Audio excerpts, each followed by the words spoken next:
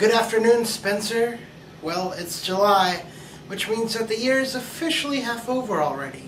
This means it's time for the best of something of the year so far list. And since I'm such a movie fan and I've seen quite a few movies so far this year, I'm going to give you my top 5 favorite movies of the year so far. My number 5 movie of the year so far is a small independent movie that hit the festival circuit and awards circuit late last year, but was released on DVD and VOD earlier this year. In fact, it's currently available on Netflix streaming.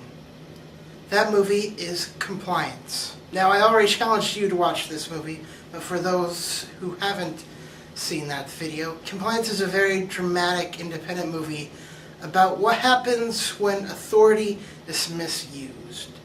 I don't want to give away what exactly happens in the movie, but this movie is in some ways more horrifying than another movie which is on the list that is an actual horror movie. Because of the things that happen in this movie and the fact that they are based on real events, that makes it even more cringeworthy. Why this is one of my favorite movies of the year so far is the amazing performances all around by the cast, including the two leads, Dreama Walker and Anne O'Dowd, who give great performances. This one is not for the faint of heart. This is definitely a movie that makes us look at the underbelly of society that maybe we don't want to look at, but I think is maybe worthwhile. Number 4. My number 4 movie is a comedy set in the apocalypse that stars Craig Robinson. No, it's not Rapturepalooza, it is This Is the End.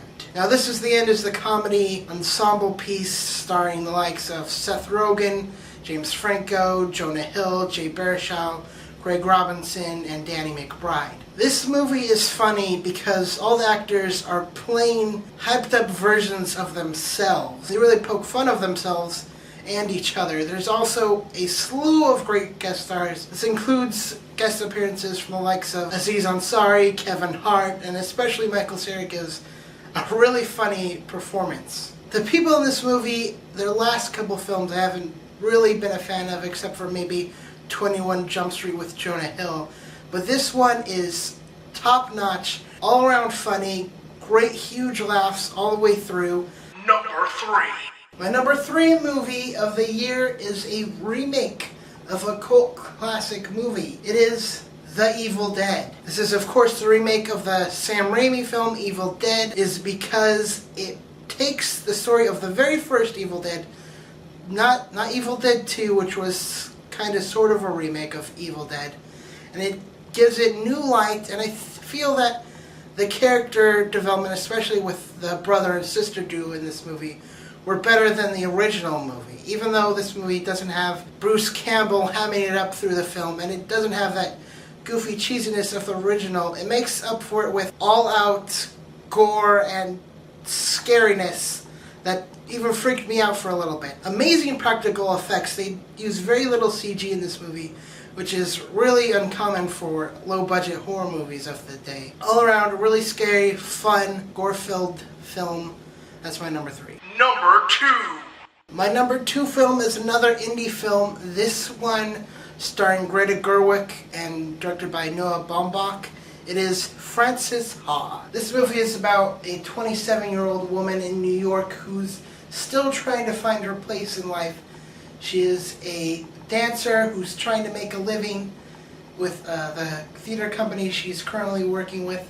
It's about her relationship with her best friend, who is moving on and up in life faster than she is, and her struggles and anxieties about this. It is a beautifully shot film, shot in black and white, very reminiscent of a French New Wave film with the way it is shot. Great use of music, absolutely stunning performance by the star Greta Gerwig. Highly recommended. That's my number 2. Number 1. My number 1 film is a film I've briefly mentioned in a previous video. It was a small release in theaters. It is currently available on Netflix instant streaming.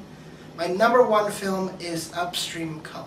This is the new film by director Shane Carruth, whose first film was the indie hard sci-fi time travel movie Primer. This movie deals more with biology and human connection and nature. This movie in some ways is even less straightforward than Primer, which got really convoluted and crazy with the time travel. This movie has much better cinematography and a great score, though with Shane Crew's style of very little dialogue, very conversational, halfway dialogue. It is a very interesting, complicated film that makes you think, and that is my #1 film of the year so far. Spencer, I'll see you tomorrow. Welcome to my end screen. I have 2 videos for you over here on the right side. In the bottom left-hand corner, I'll send you to my video about montage theory, where I briefly mention Upstream Color. And in the top right, I'll send you to my friend Spencer. I made him watch Compliance, and he gave his thoughts about it. And I'll send you to that video there.